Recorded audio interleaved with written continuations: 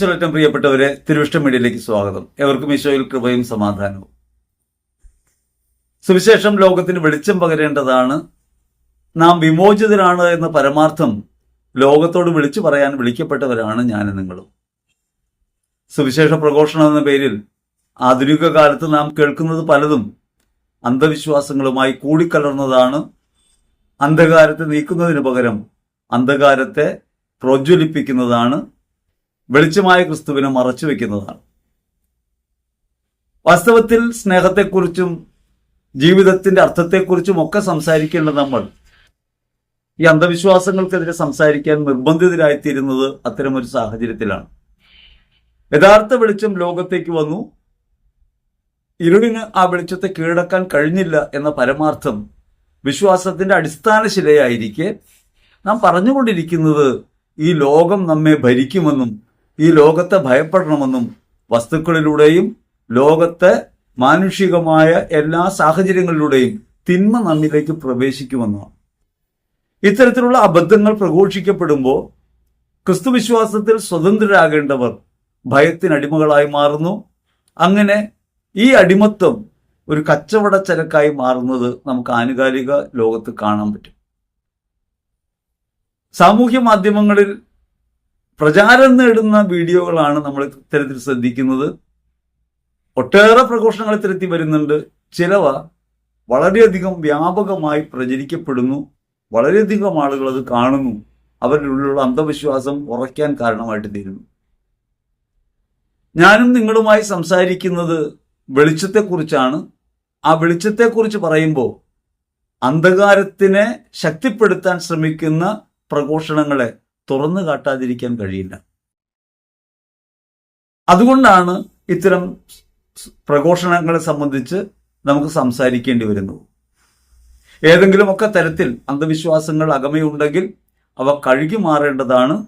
യേശുക്രിസ്തുവിന്റെ രക്തം അപ്രകാരം നമ്മെ വിമോചിപ്പിക്കുന്നുണ്ട്. ഈ തെറ്റായ ബോധ്യങ്ങളെയും അറിവുകളെയും ചെറുത്തു നിൽക്കാൻ, വിശ്വാസത്തിൽ അടിയുറച്ചു മുന്നേറാൻ എനിക്ക് നിങ്ങൾക്കും കഴിയണം.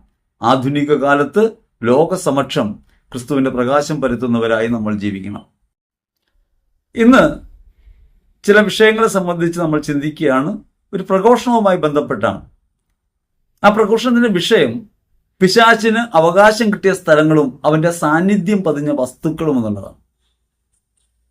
പിശാചിന് അപ്രകാരം അവകാശമായി എന്തെങ്കിലും കിട്ടിയിട്ടുണ്ടോ?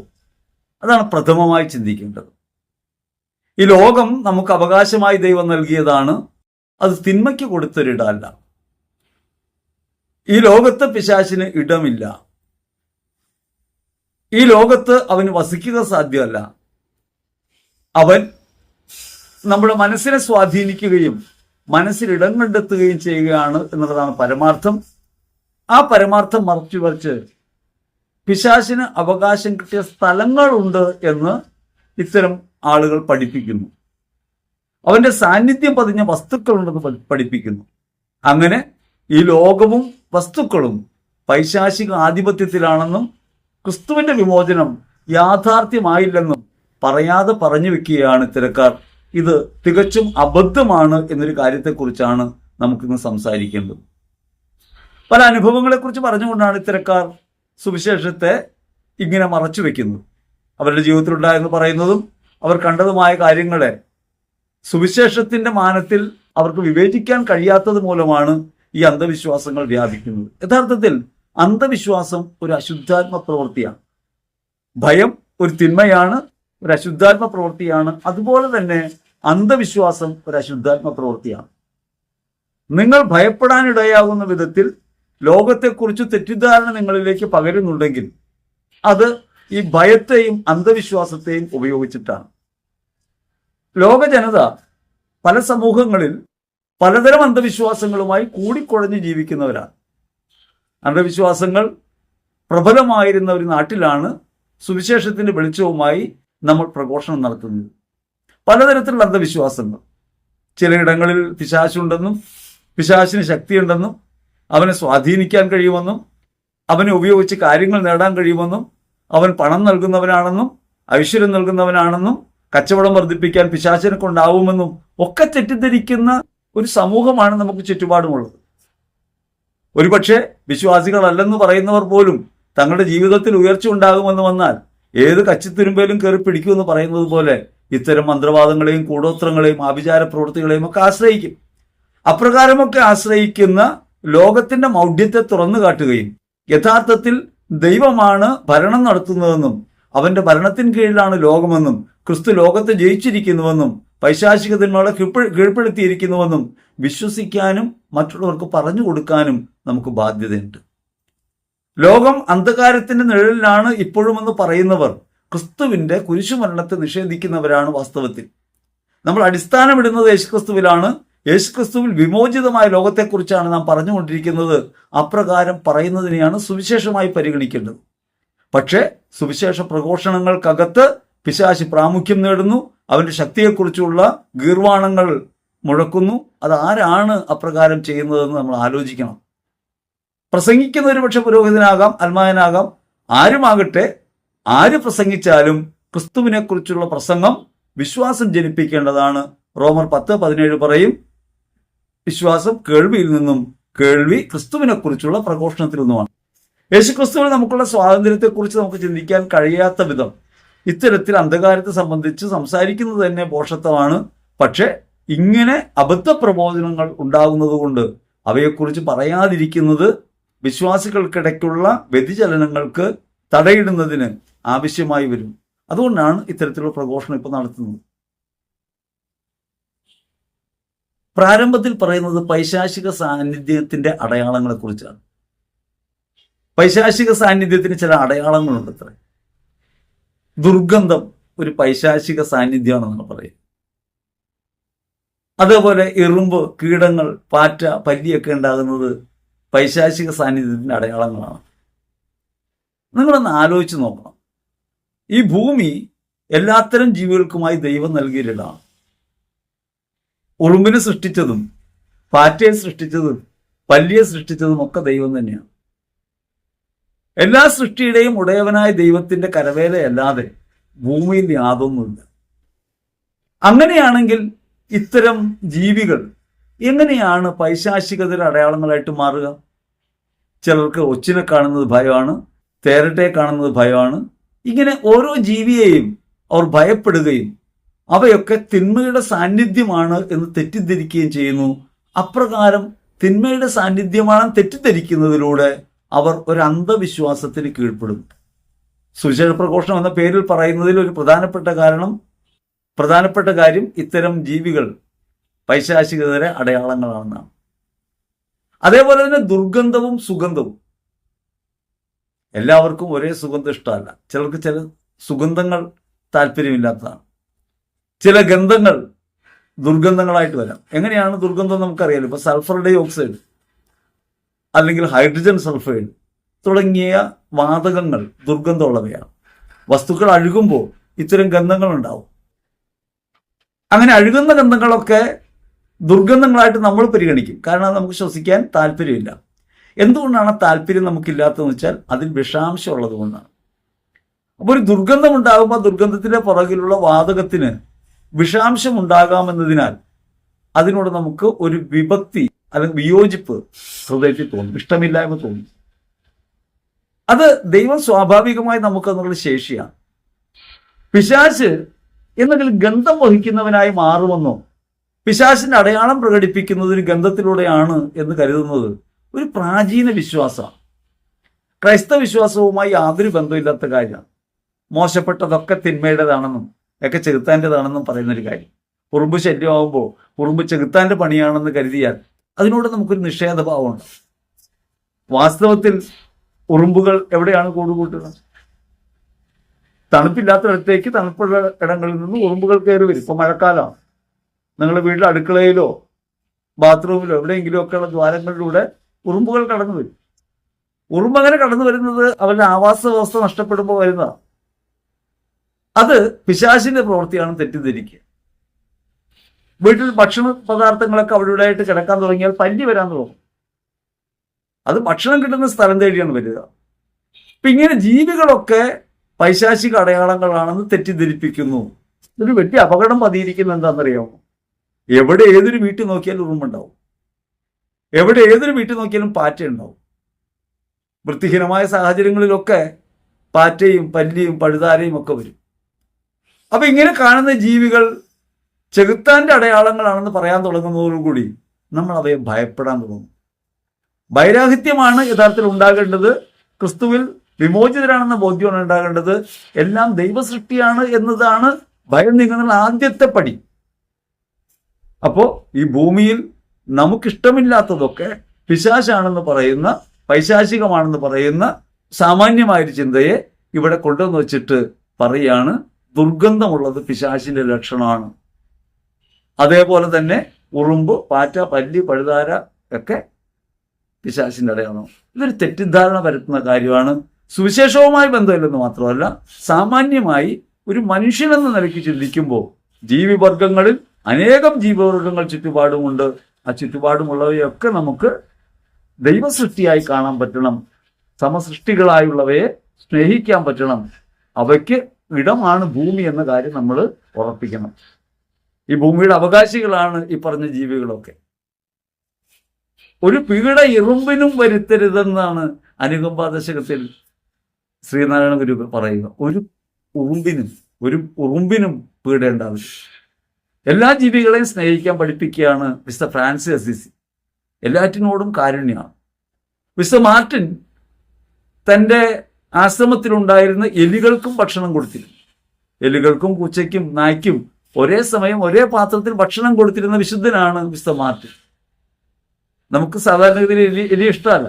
എലി ഉപദ്രവകാരിയാണ്. നമ്മുടെ വസ്തുക്കൾ കണ്ട് നശിപ്പിക്കും.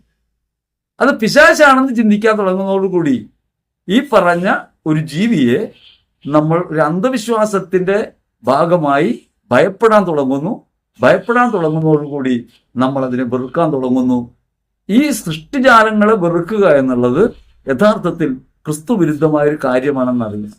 ഇത് പൈശാചിക അടയാളമല്ല എന്നൊരു കാര്യം ഉറപ്പിക്കണം. ഒപ്പം തന്നെ ഈ ജീവികൾക്കൊക്കെ ഇടമാണ് ഭൂമി എന്ന് നാം തിരിച്ചറിയണം. നമുക്ക് സാധാരണ കാണാം, ഇപ്പൊ എട്ടുകാലി വരുന്നു. എട്ടുകാലി ഒരു എട്ടുകാലിയായിട്ട് വരില്ല. എട്ടുകാലി വന്നാൽ എങ്ങനെയാണ്? ആളനക്കം ഇല്ലാത്ത വീടാണെങ്കിൽ, അധികം അടിക്കുകയും തൂക്കുകയൊന്നും ചെയ്യാത്ത വീടാണെങ്കിൽ ആ വീട്ടിൽ എട്ടുകാലികൾ കൂടുകൂട്ടും. നിരന്തരമായി നമ്മൾ ക്ലീൻ ചെയ്തുകൊണ്ടിരുന്നില്ലെങ്കിൽ എട്ടുകാലികൾ കൂടുകൂട്ടും. കാരണം എട്ടുകാലിക്ക് കൂടുകൂട്ടാൻ സ്ഥലം വേണ്ടേ? അതേപോലെ ഉറുമ്പ് വരികയെന്ന് വെച്ചാൽ ഒരു ഉറുമ്പായിട്ട് വരില്ല. അത് കൂട്ടം കൂടി വരുന്നതിനെ പേടിക്കണേന്നാ പറയുന്നത്. ഉറുമ്പ് വന്നാൽ ഭക്ഷണ സാധനങ്ങൾ ഉണ്ടെങ്കിൽ, അല്ലെങ്കിൽ ഇരിക്കാനുള്ള ഇടങ്ങൾ അവർക്ക് കിട്ടുകയാണെങ്കിൽ അവർ കൂടുതലായിട്ട് വരും. വലിയ വീടുകളൊക്കെ ആകുമ്പോൾ വൃത്തിയാക്കുന്നത് എളുപ്പമല്ലാണ്ട് വരും. അങ്ങനെ വൃത്തിയാക്കുന്നത് എളുപ്പമല്ലാണ്ട് വരുമ്പോൾ അവിടെ ഇവിടങ്ങളിലായിട്ടൊക്കെ ഇവ കൂട് കൂട്ടാൻ തുടങ്ങും. അവയെ ഭയപ്പെടുകയല്ല വേണ്ടത്. വീട് വൃത്തിയായി സൂക്ഷിക്കാൻ നാം പഠിക്കുകയാണ് വേണ്ടത്. നമ്മൾ ഇത്തരത്തിൽ ഭയക്കാൻ തുടങ്ങുമ്പോഴാണ് ഒരു കുഴപ്പം എന്താണെന്നറിയാമോ? നമ്മൾ വസിക്കുന്നിടം, നമ്മൾ ജീവിക്കുന്ന സ്ഥലം തിന്മയുടെ ആവാസ കേന്ദ്രമാണ് നമ്മൾ തെറ്റിദ്ധരിക്കാൻ തുടങ്ങും. അങ്ങനെ തിന്മയുടെ ആവാസ കേന്ദ്രമാണെന്നും ഈ ചെറു ജീവികളൊക്കെ ക്ഷുദ്രജീവികളായ ജീവികളാണെങ്കിലും അവയൊക്കെ നമ്മെ ഭരിക്കുന്നതായിട്ട് നമുക്ക് അനുഭവപ്പെടും. ഈ ഭൂമിയിലെ എല്ലാ ജീവജാലങ്ങൾക്കും ഉപരിയായിട്ടാണ് മനുഷ്യൻ നിൽക്കുന്നത്. ആ മനുഷ്യൻ ഭയപ്പെടാൻ തുടങ്ങും. അങ്ങനെയാണെങ്കിൽ എൻ്റെ ഒരു സംശയമാണ്, കൊച്ചിയിൽ ഭയങ്കര കൊതുകാണ്. ഈ കൊതുക് പിശാചിന്റെ വല്ല അടയാളമാണോ? കാരണം അത് രോഗം പരത്തുന്നുണ്ടല്ലോ. ഉറുമ്പ് രോഗം പരത്തിയായിട്ട് കേട്ടിട്ടില്ല, പക്ഷേ കൊതുക് രോഗം പരത്തുന്നവയാണ്. അപ്പൊ അങ്ങനെയാണെങ്കിൽ ക്യൂലക്സ് കൊതുകും ഡെങ്കി പരത്തുന്ന കൊതുകുമൊക്കെ എങ്ങനെയുള്ളതായിട്ട് മാറും? അതുമൊക്കെ ചെകുത്താന്റെ ആക്രമണമായിട്ട് മാറും. അപ്പൊ നമുക്ക് എതിരായി എന്ന് നമുക്ക് അനുഭവപ്പെടുന്ന, നമ്മുടെ ജീവിതത്തിന് അപകടമുണ്ടാക്കുന്ന ചെറു ചെറു ജീവികളെ ഓടിക്കാനായിട്ട് വൃത്തിയായിട്ട് ഇരിക്കാന്നേ ഉള്ളൂ. അതല്ലാതെ അവയിലൊന്നും പൈശാചികത ആരോപിക്കുന്നത് ഒട്ടുമേ യുക്തിയല്ല.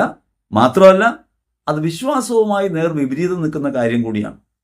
ഈ ജീവജാലങ്ങളൊക്കെ ദൈവത്തിന് സൃഷ്ടിയാണെന്ന് വിശ്വസിക്കുന്ന നമ്മൾ ആ ജീവജാലങ്ങൾ നമുക്ക് ഉപദ്രവമാകുമ്പോൾ ഓടിക്കുന്നുണ്ട്. പക്ഷേ ആ ജീവജാലങ്ങൾ പൈശാചികമാണെന്ന് ചിന്തിക്കുമ്പോൾ, പൈശാചികതയുടെ അടയാളങ്ങളായിട്ട് ചിന്തിക്കുമ്പോൾ അവിടെ നമ്മൾ വീണു പോകുന്നുണ്ട്. വിശ്വാസത്തിൽ നിന്ന് അകന്നു പോകുന്നുണ്ട്. അന്ധവിശ്വാസത്തിന് അടിമപ്പെടാനിടയാകുന്നുണ്ട്. ഇനി ഒരു രസകരമായ കാര്യമുള്ളത്, ഇപ്പൊ ഒരു വീടുമായിട്ട് ബന്ധപ്പെട്ടാണ് ഈ പ്രഘോഷകൻ ഇത് പറയുന്നത്. ഒരു 2 നില വീട്, ഒരു വലിയ വീടുണ്ട്, 2 ഏക്കർ സ്ഥലത്തിനകത്ത് ഒരു വീടുണ്ടായിരുന്നു. ആ വീട്ടിലുണ്ടായ കാര്യമായിട്ട് ബന്ധപ്പെട്ടാണ്. ഇനി ഉറുമ്പ് കൂട്ടത്തോടെ കാണുന്ന ആളുകളൊക്കെ എന്ത് പേടിക്കാൻ തുടങ്ങും? ഇവിടെ ചെകുത്താനാണെന്ന് പേടിക്കാൻ തുടങ്ങും. ഇതാണ് ഇതിന്റെ പുറകിലുള്ള ഭയം കടത്തിവിടുന്ന പരിപാടി. എവിടെ എട്ടുകാലികൾ കൂടുതലായിട്ട് കാണുന്നു, അപ്പൊ ആ വീട്ടിലുള്ളവർ എന്ത് ധരിക്കാൻ തുടങ്ങും? ഓ, എട്ടുകാലി ധാരാളമായിട്ട് വരുന്നുണ്ട്. ഒരു പൈശാചികതയുടെ ലക്ഷണമാണ്. അങ്ങനെ കേവലമായൊരു ജീവിയെ പ്രതി ഇങ്ങനെ വരാത്ത ഒരു പിശാചിനെ നമ്മുടെ ജീവിതത്തിനകത്ത് അധികാരമുള്ളവനായി നമ്മെ ഭയപ്പെടുത്തുന്നവനായി സ്ഥിരീകരിക്കപ്പെടും. അന്ധവിശ്വാസത്തിലേക്ക് വീഴാൻ കാരണമായിട്ട് മാറും. സുവിശേഷം കേൾക്കുമ്പോൾ പ്രകാശത്തിലേക്കാണ് വരേണ്ടത്. പക്ഷെ ഈ വിശേഷം കേട്ട് കഴിയുമ്പോൾ ആളുകൾ അന്ധവിശ്വാസത്തിലേക്ക് വീഴാനിടയാവും. അതുകൊണ്ടാണ് ഇതിനെക്കുറിച്ച് പറയേണ്ടി വരുന്നത്. ആ വീട്ടിൽ, ഈ പറഞ്ഞ 2 നില വീട്ടിൽ ഭക്ഷണം ഉണ്ടാക്കി വെച്ചാൽ അത് പെട്ടെന്ന് കേടായി പോകും. ഭക്ഷണം ഉണ്ടാക്കി വെച്ചാൽ കേടാകാതിരിക്കാൻ ഒരു സൂത്രപ്പണി കണ്ടുപിടിച്ചിട്ടുണ്ട്. പാത്രത്തിന്റെ മീതെ കൊന്ത വെച്ചാൽ മതി. നമ്മുടെ വിശ്വാസത്തിന്റെ ദുർബലതയാണ് ഈ കാണിക്കുന്നത്. ഞാൻ പാല പ്രദേശത്തൊരു വീട്ടിൽ ഒരു സുഹൃത്തിന്റെ വീട്ടിൽ പോകാനിടയായി. അങ്ങനെ സുഹൃത്തിന്റെ വീട്ടിൽ ചെന്നപ്പോൾ അദ്ദേഹം എന്നെ അദ്ദേഹത്തിന്റെ ഒരു കസിന്റെ വീട്ടിലേക്ക് കൊണ്ടുപോയി. തൊട്ടടുത്തുള്ള വീടാണ്. പ്രാർത്ഥിക്കാനൊന്നും പോയതല്ലോ കേട്ടോ, വെറുതെ ഒരു സൗഹൃദ സന്ദർശനത്തിന് പോയതാണ്. അതിന്റെ ഭാഗമായിട്ട് അവന്റെ അമ്മാവന്റെ വീട്ടിൽ ഞാനൊന്ന് പോയി. അവിടെ ചെല്ലുമ്പോൾ എന്തൊക്കെയുണ്ട് വിശേഷം എന്ന് വെച്ചപ്പോൾ എല്ലാം നന്നായിട്ട് പോണു, എല്ലാം നന്നായിരിക്കുന്നു എന്ന് അവർ പറഞ്ഞു. കുറച്ചു നേരം അങ്ങനെ ഇരുന്ന് വർത്താനം പറഞ്ഞു വന്നപ്പോൾ അവർ പറഞ്ഞു, ഇവിടെ ആകെ പ്രശ്നമാണ്. 4 കൊന്ത തികച്ചു ചെല്ലിയില്ലെങ്കിൽ ചെകുത്താന്റെ പ്രശ്നമാണ്, വിളയാട്ടമാണ്. പിന്നെ എല്ലാം അബദ്ധം, അപകടം, അസ്വസ്ഥത ഒക്കെ ആയിരിക്കും. അപ്പോഴാണ് ഞാൻ ശ്രദ്ധിച്ചത്, ആ വീട്ടിൽ എല്ലാ മുറിയിലും കുരിശുരൂപമുണ്ട്. ആദ്യം ഞാനതൊന്ന് പതുക്കെ എണ്ണാൻ നോക്കി.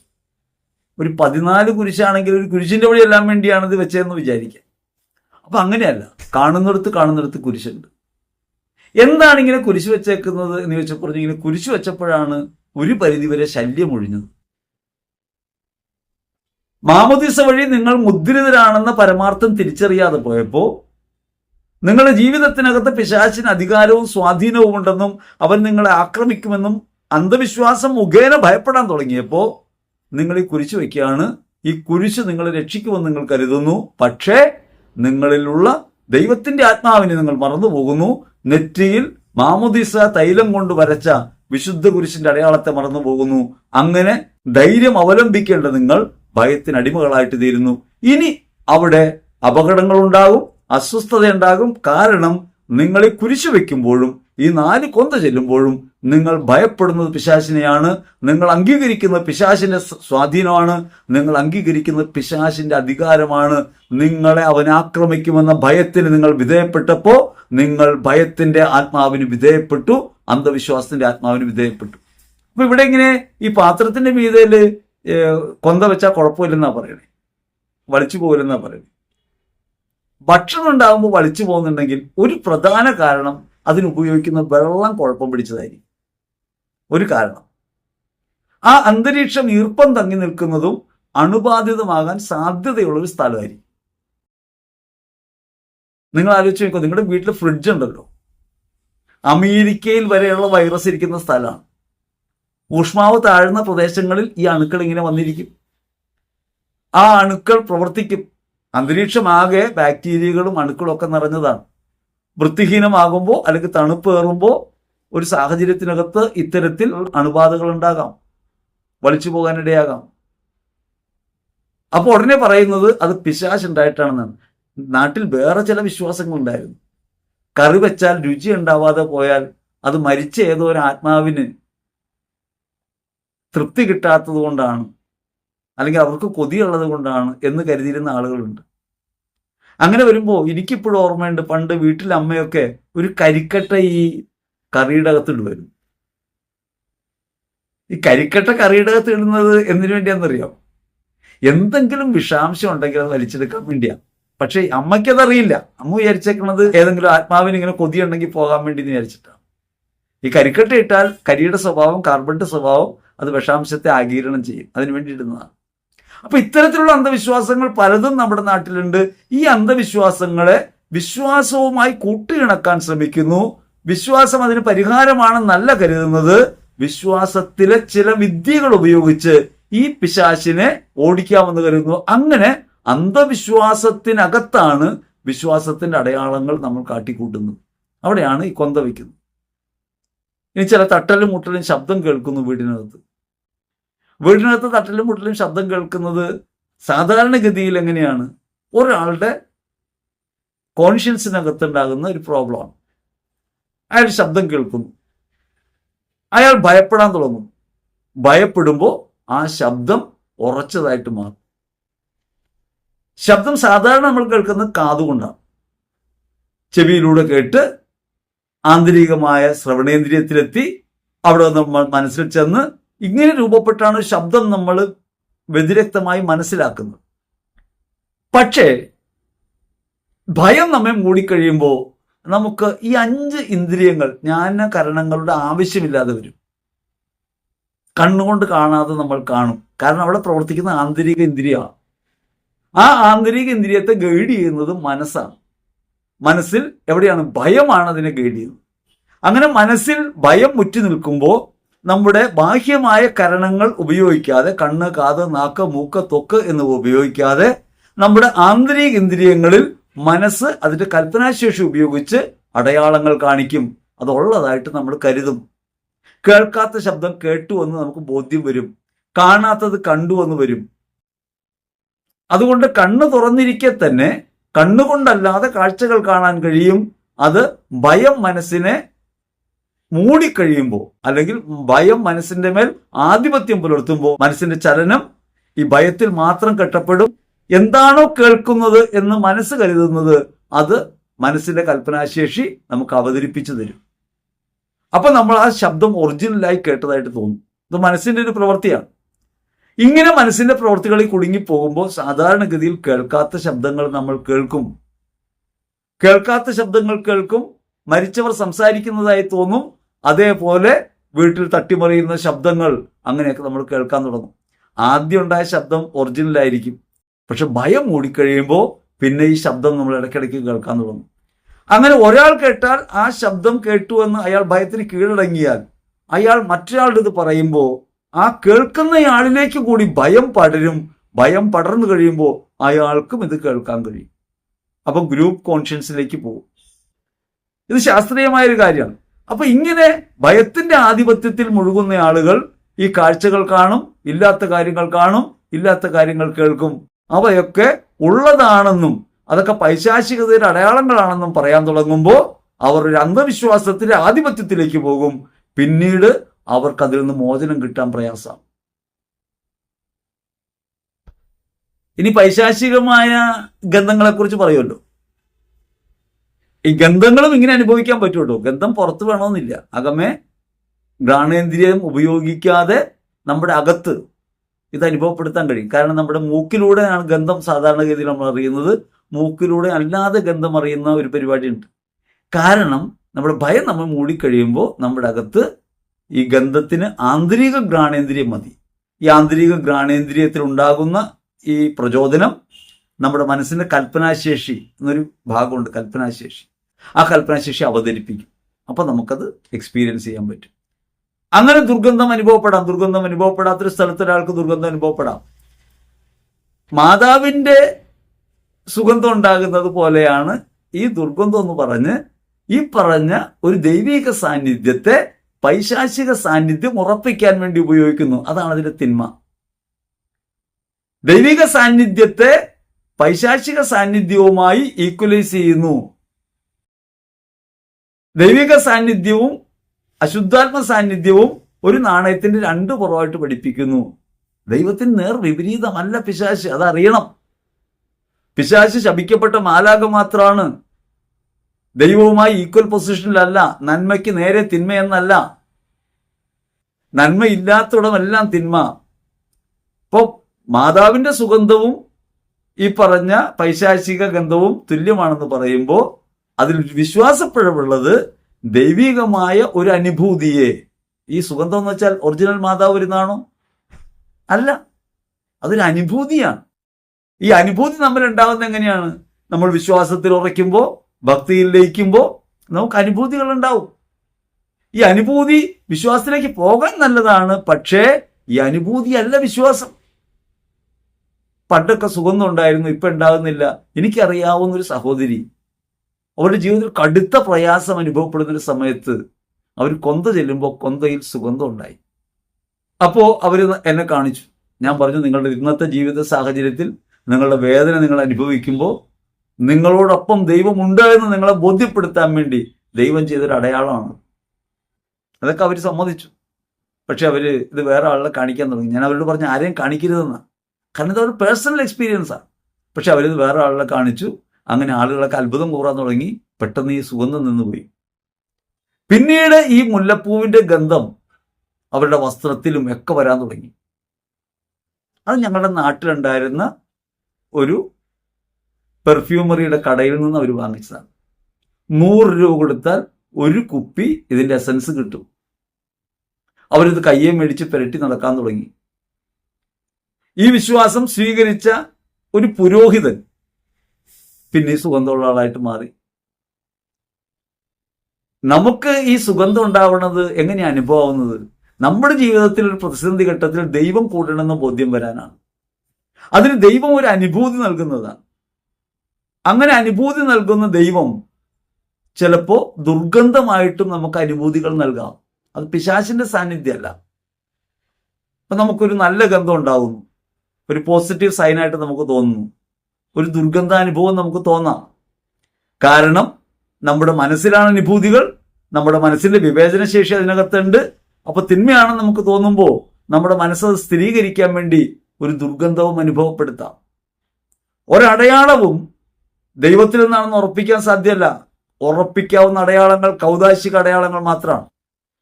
ബാക്കിയുള്ള അടയാളങ്ങളൊക്കെ മനുഷ്യാത്മാവിൽ നിന്നുണ്ടാകാം, അശുദ്ധാത്മാവിൽ നിന്നുണ്ടാകാം, ദൈവാത്മാവിൽ നിന്നുണ്ടാകാം.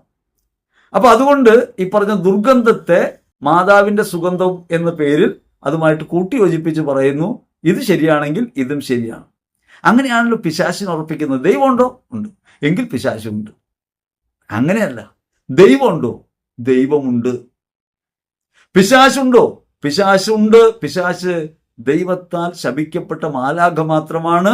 അവൻ യേശുവിന്റെ കുരിശിനാൽ തോൽപ്പിക്കപ്പെട്ടവനാണ്. അവന് നമ്മളുടെ ജീവിതത്തിൽ അധികാരമില്ല. നമ്മുടേതെന്ന് മാത്രമല്ല, ഒരു മനുഷ്യനെയും തൊടാൻ അവന് കഴിയില്ല. കാരണം മനുഷ്യന്റെ മേൽ അവന് അധികാരമില്ല. അവൻ ഈ ലോകത്തിന്റെ അധികാരത്തിൽ നിന്ന് പുറന്തള്ളപ്പെട്ടു ക്രിസ്തു കുരിശിൽ മരിച്ചപ്പോ. അതുകൊണ്ട് പിശാചിനെ ഭയക്കരുത്. എന്താണ് പിശാചെന്ന് ചോദിച്ചാൽ വ്യക്തമായി പറയാവുന്ന ഏറ്റവും നല്ല പിശാചി ഭയമാണ്, അന്ധവിശ്വാസമാണ്, നിരാശയാണ്. ഈ അന്ധകാരത്തിന്റെ ശക്തികളെ തിരിച്ചറിയാതെ നമ്മൾ ലോകത്ത് എവിടെയെങ്കിലുമൊക്കെ പിശാചിനെ അടയാളപ്പെടുത്താൻ തുടങ്ങുമ്പോൾ അന്ധവിശ്വാസത്തിലേക്ക് നിബന്ധിക്കും. രസകരമായൊരു കാര്യം ചോദിക്കട്ടെ, ഈ മാതാവിന് മുല്ലപ്പൂവിന്റെ ഗന്ധമെന്ന് നിങ്ങളോട് ആരാ പറഞ്ഞു? മാതാവ് മുല്ലപ്പൂ ചൂടി നടക്കുന്ന ആളാണ്. മാതാവ് എവിടെയാണ് മുല്ലപ്പൂ ഉപയോഗിച്ചായിട്ട് വിശുദ്ധ ഗ്രന്ഥത്തിലുള്ളത്? എവിടെ നിന്നാണ് നിങ്ങൾക്കിത് കിട്ടിയത്? ഒരു ദൈവിക സാന്നിധ്യ അവബോധം ഉണ്ടായപ്പോൾ ഒരു സുഗന്ധം വന്നു. മാതാവിനോട് പ്രാർത്ഥിച്ചിട്ടുണ്ട്, ഒരു മാതാവിന്റെ പ്രസൻസ് ആയിട്ട് നമുക്ക് തോന്നി. ഒരു അനുഭൂതി വിശേഷമാണ്. ആ അനുഭൂതി വിശേഷത്തെ യഥാർത്ഥ സാന്നിധ്യമായി നമുക്ക് അനുഭവപ്പെടുന്നു. ഇതൊരു അനുഭവപ്പെടൽ മാത്രമാണ്. അല്ലാണ്ട് മാതാവ് മുല്ലപ്പൂ ചൂടി വന്നത് എവിടെയാ കഥയിലുള്ളത്? ആര് പറഞ്ഞു നിങ്ങളോട്? സഭയുടെ ഏതെങ്കിലും പ്രബോധകർ പറഞ്ഞിട്ടുണ്ടോ മാതാവ് വരുമ്പോൾ മുല്ലപ്പൂവിന്റെ ഗന്ധം ഉണ്ടാവുന്നു? ഇസ്രായേലിൽ മുല്ലപ്പൂ ഉണ്ടോ? അവിടെ മാതാവ് മുല്ലപ്പൂവാണോ ഉപയോഗിച്ചിരുന്നത്? ഇത് ഞാൻ പറഞ്ഞില്ലേ, നമ്മുടെ അകത്ത് ഏറ്റവും ഗുണകരമായ, സുഗന്ധമായ, പ്രകാശമായ ഒന്നായിട്ട് ദൈവത്തെക്കുറിച്ച് നമുക്കൊരു ബോധ്യമുണ്ട്. അപ്പോൾ ദൈവിക സാന്നിധ്യം ഉണ്ടാവും, ഇത്തരത്തിൽ ഗന്ധങ്ങൾ ഉണ്ടാവും. മാതാവിന് മുല്ലപ്പൂവിന്റെ ഗന്ധം മാത്രമല്ല കേട്ടോ, എനിക്ക് പലപ്പോഴും റോസപ്പൂവിന്റെ ഗന്ധം അനുഭവപ്പെട്ടു. ഈശോയുടെ സാന്നിധ്യം ഉണ്ടാകുന്ന സമയത്ത് കുന്തിരിക്കത്തിന്റെ ഗന്ധം അനുഭവപ്പെട്ടിട്ടുണ്ട്. അത് ഈശോ വന്നതല്ല, എനിക്ക് നല്ല ബോധ്യമുണ്ട്. ഈശോ എവിടെ വരാനാ? He's already present in us, he lives in us. നമ്മുടെ അകത്ത് ജീവിക്കുന്ന, നമ്മോട് കൂടെ വസിക്കുന്ന ഒരാളാ. നമ്മുടെ ബലഹീനതയിൽ നമ്മുടെ ഇന്ദ്രിയങ്ങൾ കൊണ്ട് ദൈവത്തെ അറിയണമെന്നും ദൈവിക സാന്നിധ്യം മനസ്സിലാക്കണമെന്ന് തോന്നുമ്പോൾ ദൈവം നമുക്ക് ചില അനുഭൂതി വിശേഷങ്ങൾ നൽകും. കുന്തിരിക്കത്തിന് മണം വരുമ്പോൾ നമ്മൾ ചുറ്റും നടന്ന് നോക്കിയിട്ടുണ്ട്, അവിടെ എങ്ങാനും കുന്തിരിക്കം പോയിക്കുന്നുണ്ട്. ആ പ്രദേശത്ത് എങ്ങുമില്ല, പക്ഷെ നമുക്ക് ആ ഗന്ധം അനുഭവപ്പെടുന്നുണ്ട്. അപ്പൊ നമ്മുടെ അടുത്തിൽ വരുന്ന ഒരാൾ നമ്മൾ പറയുകയാണിതേ കുന്തിരിക്കത്തിന്റെ ഗന്ധമുണ്ടോ? അപ്പൊ അയാൾ സൂക്ഷിച്ചുകൊണ്ട് പറയാം, ആ എനിക്കുണ്ട്. കാരണം എന്താണെന്ന് വെച്ചിട്ടുണ്ടെങ്കിൽ അവിടെ ഇത് ഉറപ്പിക്കാൻ വേണ്ടിയാ. അല്ലാതെ കർത്താവ് വിശമിച്ച് കുന്തിരം പോച്ചിട്ട് നടക്കുകയാണോ? കുന്തിരിക്കം പോക്കുന്നത് നമ്മളല്ലേ. യേശുവിന് കുന്തിരിക്കത്തിന്റെ ഗന്ധമെന്ന് ആരെങ്കിലും പറഞ്ഞിട്ടുണ്ട്? അപ്പൊ നമ്മൾ മനസ്സിലാക്കണം, ഇങ്ങനെ ചില അനുഭൂതികൾ അല്ലെങ്കിൽ വെളിച്ചമുണ്ടാകുന്ന അനുഭൂതികൾ ഇതൊക്കെ വരുമ്പോൾ നമ്മൾ പ്രാർത്ഥിക്കുമ്പോൾ നമുക്കൊരു ബോധ്യം ഉണ്ടാകും, ദൈവിക സാന്നിധ്യം. അതേപോലെ തിന്മയെക്കുറിച്ച് നമുക്ക് ചിന്ത ഉണ്ടാകുമ്പോൾ നമുക്ക് കുന്തിരിക്കത്തിന്റെ മണം വരുമോ? ഇല്ല. അപ്പൊ നമുക്ക് അനുഭവപ്പെടുന്നതായിരിക്കും ദുർഗന്ധമായിരിക്കും. അത് നമ്മിലുണ്ടാകുന്ന ഒരു അനുഭൂതി വിശേഷമാണ്, അല്ലാണ്ട് പിശാച് വന്നതിന്റെ അല്ല. പിശാച് വന്നും പോകുവാനായിട്ട് പിശാചിന് എന്താ രൂപമുണ്ടോ? അവൻ എവിടെയാണ് പ്രവർത്തിക്കുന്നത്? മനസ്സിലാണ്. അതുകൊണ്ട് മനസ്സിനകത്താണ് ഈ ഗന്ധങ്ങൾ അനുഭവപ്പെടുത്തുന്നത്, കരണങ്ങളിലൂടെ അല്ല. ഇത് നമ്മൾ മനസ്സിലാക്കണം. അതുകൊണ്ട് അനുഭൂതികളെ ഇത്തരത്തിൽ വ്യാഖ്യാനിച്ച് പൈശാചികത ഉറപ്പിക്കാനുള്ള ശ്രമങ്ങൾ അപകടകരങ്ങളാണ്. എവിടെ ദുർഗന്ധമുണ്ടോ പിന്നെ നമുക്ക് സംശയം എന്തായി? പിശാചാണെന്ന്. ഭക്ഷണം വലിച്ചുപോയ നമ്മുടെ വിചാരം എന്താ? ചെകുത്താൻ വീട്ടിൽ കയറിയെന്ന. എന്തൊരു അന്ധവിശ്വാസം പഠിപ്പിക്കണമെന്ന് നോക്കിയേ. നമ്മുടെയൊക്കെ വീട്ടിൽ ഭക്ഷണം വലിച്ചു പോകും. അതിന് ബാക്ടീരിയ ഉണ്ടാവുമ്പോഴാണ്, ഈ അണുക്കൾ വരുമ്പോഴാണ് എന്ന് നമുക്കറിയാം. നമ്മളത് തെളിയിച്ചിട്ടുണ്ട്.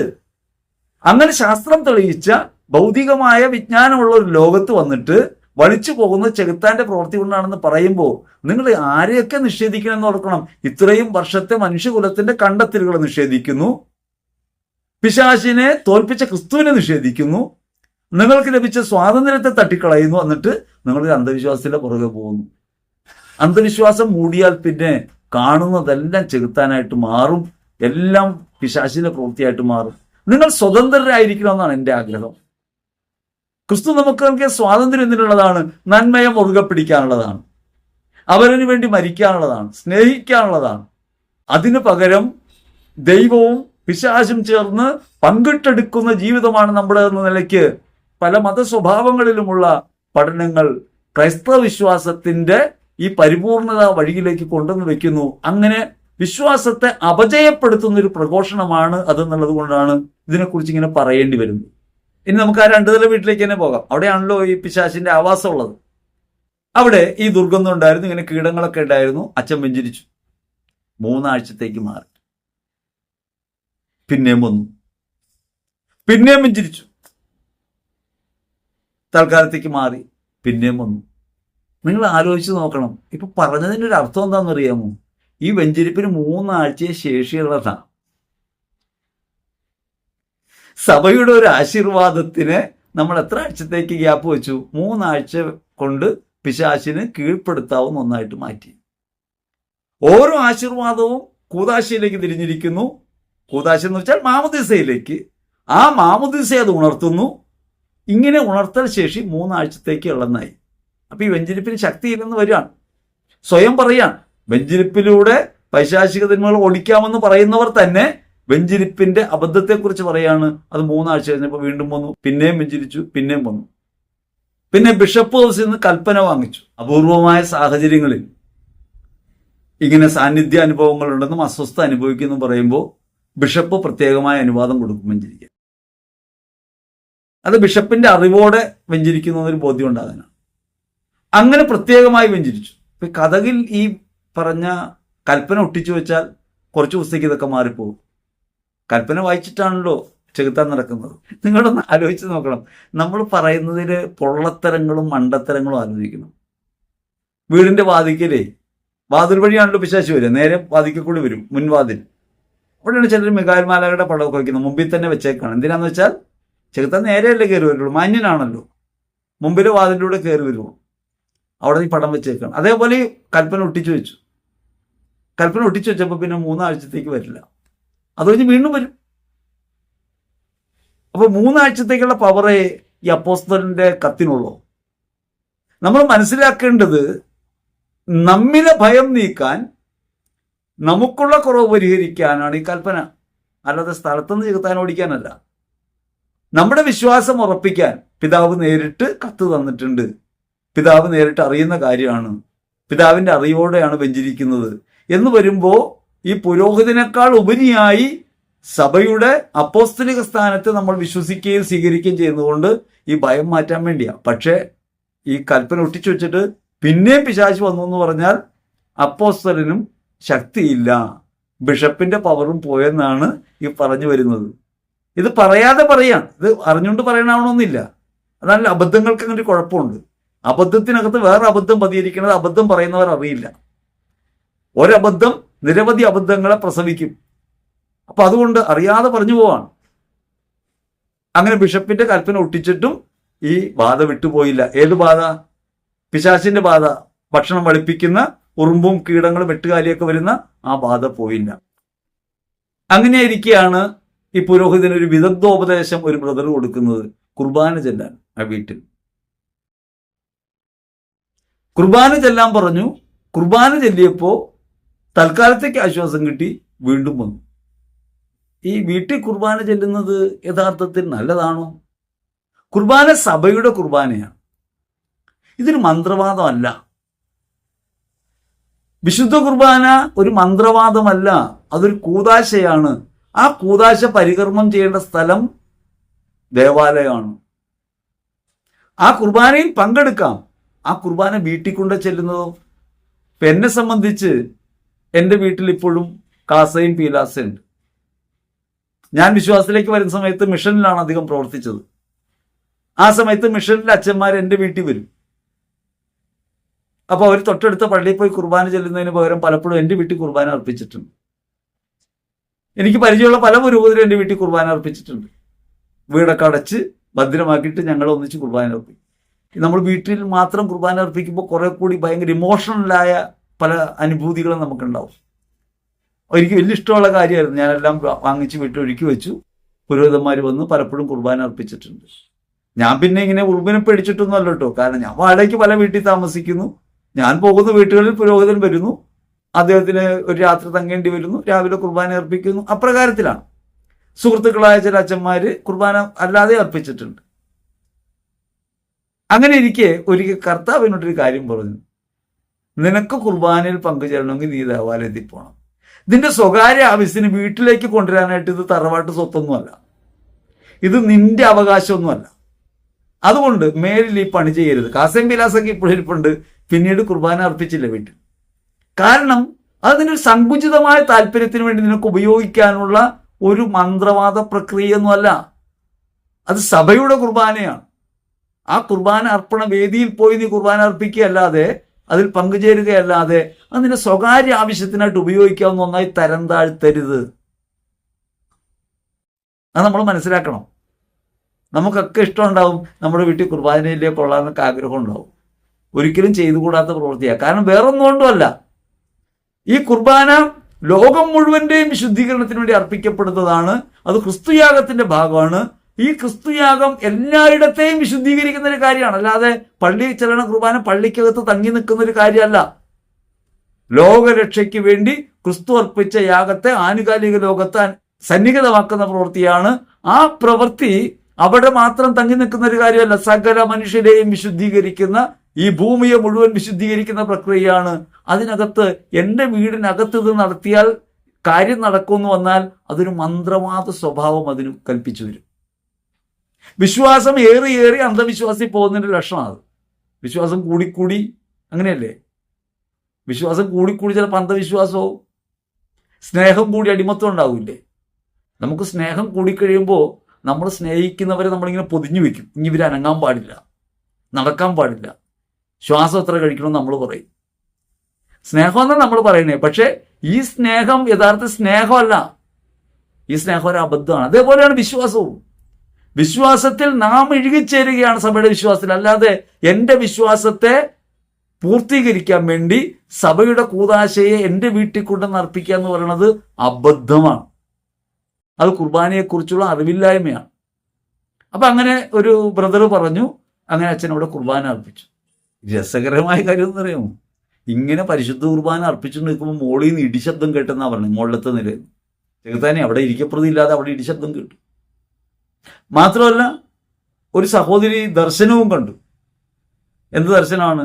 അച്ഛൻ്റെ കയ്യിൽ വന്ന് കർത്താവ് തൊടുന്നതായിട്ട്, ബലി സ്വീകരിക്കുന്നതായിട്ട് ദർശനവും കണ്ടു. നമ്മൾ ആലോചിച്ച് നോക്കേണ്ടത് കുർബാനയെ എത്രത്തോളം നമ്മൾ ചെറുതാക്കി കാണുന്നു എന്നാണ്. കുർബാന മനുഷ്യന്റെ ഒരു പരീക്ഷണത്തിന് അല്ലെങ്കിൽ മനുഷ്യന്റെ ഒരു പ്രശ്നപരിഹാരത്തിന് വേണ്ടി ചെയ്യുന്ന ചെറിയൊരു കർമ്മമാക്കി മാറ്റുകയും ആ കർമ്മം നടക്കുമ്പോൾ അതിനെ വെല്ലുന്നൊരു ശബ്ദം കേൾക്കുകയും അങ്ങനെ നന്മയും തിന്മയും എന്ന നിലയ്ക്കുള്ള യുദ്ധത്തിനുള്ള കളമാക്കി കുർബാന എന്ന വേദിയെ മാറ്റുകയും ചെയ്യാണ്. യഥാർത്ഥ ജീവാർപ്പണത്തിന്റെ വേദിയാണ്. യേശുയാഗം അങ്ങനെ നമുക്ക് കളിക്കാനുള്ളൊരു സ്ഥലമല്ല. പക്ഷെ അബദ്ധത്തിൽപ്പെട്ടു, ഇങ്ങനെ കുർബാനയുടെ അനുഭവം ഉണ്ടായെന്ന് പറയാം. അങ്ങനെ ഏതായാലും കുർബാന അർപ്പിക്കപ്പെട്ടു. ദർശനമൊക്കെ കണ്ടു കഴിഞ്ഞപ്പോൾ ഈ പിശാച് വിട്ടുപോയതായിട്ട് അനുഭവം ഉണ്ടായി. സന്തോഷം. പക്ഷേ പിന്നെയും അപ്പൊ ഇവിടെ എന്ത് പറ്റിയെന്ന് വെച്ചാൽ കുർബാനയ്ക്കും പിശാചിന് ജയിക്കാൻ പറ്റിയില്ല എന്ന തരത്തിലേക്ക് ഒരു അബദ്ധം വീണ്ടും അവിടെ ഉറപ്പിക്കപ്പെട്ടു. ഒരു വിശ്വാസത്തിന്റെ പ്രഖ്യാപനം ഒരു അന്ധവിശ്വാസത്തെ ഉറപ്പിക്കുന്നതായി മാറുന്നു എന്നതാണ് ഇവിടുത്തെ അബദ്ധം. ഇതൊരു പ്രഘോഷണത്തെ പറയുമ്പോൾ മാത്രമല്ല, ഇത് പറഞ്ഞുകൊണ്ട് നാട്ടുകാരറിഞ്ഞു, ഇപ്പൊ നമുക്ക് പറയാൻ പറ്റി. ഇത് വെച്ചുകൊണ്ട് ഇനി മുഴുവൻ കാര്യം ചെയ്യാൻ പോണേ, കുർബാനയും പോരാ, അത്രയ്ക്കങ്ങ് പോരാ. ഇതൊക്കെ കേട്ട് സഹി കേട്ട് അവസാനം ബിഷപ്പ് വന്നു. ബിഷപ്പ് പ്രാർത്ഥിച്ചു, വെഞ്ചരിച്ചു. താൽക്കാലികമായ ആശ്വാസം ഉണ്ടായി. വീണ്ടും പിശാച് പഴയ പണി തുടങ്ങി, ഉറുമ്പോരാൻ തുടങ്ങി, വളിക്കാൻ തുടങ്ങി, ശബ്ദം കേൾക്കാൻ തുടങ്ങി. വീണ്ടും പ്രശ്നമായി. ഇപ്പോൾ ആരൊക്കെ തോറ്റെന്ന് ആലോചിക്കണം നിങ്ങൾ. നമ്മൾ പ്രധാനപ്പെട്ടതായി കരുതുന്ന ആശീർവാദം തോറ്റു, ബിഷപ്പിന്റെ കൽപ്പന സ്വീകരിച്ചുള്ള ആശീർവാദം തോറ്റു, കുർബാന തോറ്റു, പിതാവ് ഒന്ന് പ്രാർത്ഥിച്ചു, പിതാവും തോറ്റു. മനുഷ്യൻ കഷ്ടത്തിലായില്ലേ? ഇനി നിങ്ങളുടെ വീട്ടിൽ ഒരു പുരോഹിതനെ കൊണ്ടുവന്ന് വെഞ്ചരിപ്പിക്കുമ്പോൾ, നിങ്ങൾക്ക് ഏതെങ്കിലും ഭയമുള്ളപ്പോൾ വെഞ്ചരിപ്പിക്കുമ്പോൾ നിങ്ങൾ എന്ത് വിചാരിക്കും? പോകും, പിന്നെയും വരും. കേൾക്കുന്നവന്റെ വിശ്വാസവും തട്ടിപ്പോയില്ലേ? ഒരു ആശീർവാദത്തിന് 3 ആഴ്ചയെ ഫലമുള്ളെന്ന് വന്നില്ലേ? കുർബാന അർപ്പിച്ചാലും വീണ്ടും തിന്മ വരുമെന്ന് വന്നില്ലേ? വിശ്വാസത്തെ ബലപ്പെടുത്തുകയാണോ ക്ഷയിപ്പിക്കുകയാണോ ചെയ്യുന്നത്? ക്ഷയിപ്പിക്കുകയാണെന്ന കാര്യം തിരിച്ചറിയണം. ഇനിയിപ്പോ ഈ പിശാചിന്റെ ഈ ശക്തിയെക്കുറിച്ച് എങ്ങനെയെങ്കിലും ഒന്ന് ഉറപ്പിക്കണ്ടേ? ഇത്രയൊക്കെ ചെയ്തിട്ടും പോകാത്തൊരു പിശാച് പോകാത്തതിന്റെ കാരണം കണ്ടുപിടിക്കണ്ടേ? അങ്ങനെ വിഷമത്തിലായപ്പോൾ ഈ പറഞ്ഞ പ്രഘോഷകൻ അദ്ദേഹത്തിന്റെ സ്പിരിച്വൽ ഫാദറെ കണ്ടു. വിദഗ്ധ ഉപദേശം കിട്ടി. ഇത് പിശാചിന് അവകാശം കിട്ടിയ സ്ഥലമാണത്രേ. നിങ്ങളൊന്ന് ആലോചിച്ച് നോക്കണം. നമ്മുടെ വിശ്വാസം തെറ്റിപ്പോവുകയും പാളിപ്പോവുകയും ചെയ്യുമ്പോൾ അവസാനം നമ്മൾ പിശാചിനെ വാഴ്ത്തിപ്പാടുന്നു. ഇത് അവന് അവകാശം കിട്ടിയ സ്ഥലമാണ്. ഭൂമിയിൽ ഒരിടം പോലും പിശാചിന് കൊടുത്തിട്ടില്ല ദൈവം. നമുക്ക് തന്നത് അധികാരം. ആ അധികാരം പാപം മൂലം നഷ്ടപ്പെടുത്തിയപ്പോൾ ക്രിസ്തു വന്ന് കുരിശിൽ മരിച്ച് ഈ അധികാരം വീണ്ടെടുത്തു തന്നു. അങ്ങനെ വീണ്ടും അധികാരമുള്ളവരായിട്ട് നമ്മൾ മാറി. മനുഷ്യനെ ഈ അടിമത്തത്തിൽ നിന്ന് വിമോചിപ്പിച്ച്, പൈശാചികതയെ തോൽപ്പിച്ച് വിമോചിപ്പിച്ച ഈ സുവിശേഷത്തെ ഇകഴ്ത്തുന്നതായി മാറിപ്പോകുന്നു ഈ പ്രഘോഷണം. പിശാചിനെ വാഴ്ത്തി പാടുകയാണ്. അവൻ ഇത്ര ശക്തനാണ്, അവൻ അവകാശം കിട്ടിയ സ്ഥലമുണ്ട്. ആരവന് സ്ഥലം കൊടുത്തു? വിശുദ്ധ ഗ്രന്ഥത്തിൽ എവിടെയാണ് പറയുന്നത് പിശാചിന് അവകാശമായിട്ട് ദൈവം കൊടുത്തു എന്ന്? മനുഷ്യൻ അവനുണ്ടായിരുന്ന അധികാരം പിശാചിന് കൈമാറി. എങ്ങനെയാണ്? ദൈവത്തെ അനുസരിക്കാതെ പിശാചിന്റെ വാക്ക് കേട്ടപ്പോൾ ഈ അവകാശം പിശാചിന്റെ കയ്യിലേക്ക് മാറി. മനുഷ്യന്റെ ഈ പിഴവിന് അനുസരണം പ്രഖ്യാപിച്ചുകൊണ്ട് ക്രിസ്തു ലോകത്ത് വരികയും ഒരുവന്റെ അനുസരണക്കേടിനാൽ മനുഷ്യന് വന്ന പതനത്തിൽ നിന്ന് മറ്റൊരുവന്റെ അനുസരണത്താൽ വിമോചനം നൽകി. ഈ വിമോചനത്തെ ആഘോഷിക്കേണ്ട നമ്മൾ ഇപ്പോഴും പിശാചിന് അധികാരമുണ്ടെന്നും അവൻ അവകാശപ്പെട്ട സ്ഥലമുണ്ടെന്നും പറയുമ്പോൾ യഥാർത്ഥത്തിൽ ചെയ്യുന്നത് സുവിശേഷ വിരുദ്ധമായ പ്രവൃത്തിയാണ്, ക്രിസ്തു വിരുദ്ധമായ പ്രവൃത്തിയാണ്. ഈ പറഞ്ഞ സുവിശേഷ പ്രവർത്തനം നടത്തുന്ന ആളുകൾക്ക് വിശ്വാസ അബദ്ധം സംഭവിക്കുന്നുണ്ടെങ്കിൽ അവർ മാനസാന്തരപ്പെടുകയാണ് വേണ്ടത്. അവർ ദൈവത്തിലേക്ക് തിരിയാണ് വേണ്ടത്. അവർ അവരെ തന്നെ വിശുദ്ധീകരിച്ച് പ്രാർത്ഥിക്കുകയാണ് വേണ്ടത്. ഈ ലോക മനസാക്ഷിയുടെ മുമ്പിലേക്ക് ഈ അബദ്ധം എഴുന്നള്ളിച്ച് പാവപ്പെട്ട വിശ്വാസി അന്ധകാരത്തിലാഴ്ത്തുന്ന ഈ പ്രവർത്തനം ഇവർ നിർത്തണമെന്നുള്ളത് കൊണ്ടാണ് ഇത് പറഞ്ഞുകൊണ്ടിരിക്കുന്നത്. സമയദൈർഘ്യം കൊണ്ട് ഇവിടെ വെച്ച് ചുരുക്കാണ്. ഇനിയും തുടർന്ന് വരും രസകരമായ ഭാഗങ്ങൾ. എങ്ങനെയാണ് പിശാചിന് സ്ഥലം കിട്ടിയത്, പിശാച് എങ്ങനെയാണ് ഇത് കൈയടക്കിയത്, എന്തുകൊണ്ടാണ് പിശാച് വിട്ടുപോകാത്തത്, എന്തുകൊണ്ടാണ് കൂദാശകൾ പോലും പരാജയപ്പെട്ടത് എന്നുള്ള കാര്യങ്ങളൊക്കെ ഇല്ലേ? ആ രസകരമായ കാര്യങ്ങൾ തുടർന്നുള്ള ഭാഗങ്ങളിൽ നമുക്ക് കേൾക്കാം. അപ്പോൾ ഇത് കേൾക്കുക, മനസാക്ഷിയെ വിശുദ്ധീകരിച്ച് പ്രാർത്ഥിക്കുക, അന്ധവിശ്വാസങ്ങളിൽ വിമോചനം കിട്ടാൻ പ്രാർത്ഥിക്കുക. പരമാവധി പേർക്ക് വീഡിയോ ഷെയർ ചെയ്യുക. 10,36,000 പേരൊക്കെയാണ് ഈ അബദ്ധങ്ങൾ കേട്ടുകൊണ്ടിരിക്കുന്നത്. അതിനിടയ്ക്കാണ് ഈ ചെറുശബ്ദം. ആ ശബ്ദം നിങ്ങളുടേതാക്കി മാറ്റുക, നിങ്ങൾ മറ്റുള്ളവരുമായി പങ്കുവയ്ക്കുക. ലോകം മുഴുവൻ പ്രകാശം പരക്കട്ടെ, ക്രിസ്തുവിന്റെ വെളിച്ചത്തിൽ സമാധാനത്തിലായിരിക്കട്ടെ, ഭയം നീങ്ങട്ടെ, അന്ധവിശ്വാസങ്ങൾ അകലട്ടെ. ദൈവമാണ് രക്ഷകൻ, അവൻ നമ്മോടൊപ്പം വന്ന ബോധ്യത്തിൽ വളരാൻ അവിടുന്ന് പരിശുദ്ധാത്മാവിൽ നമ്മെ ബലപ്പെടുത്തട്ടെ. എല്ലാവരെയും ദൈവം സമൃദ്ധമായി അനുഗ്രഹിക്കട്ടെ എന്ന് പ്രാർത്ഥിക്കുന്നു. ആമേൻ.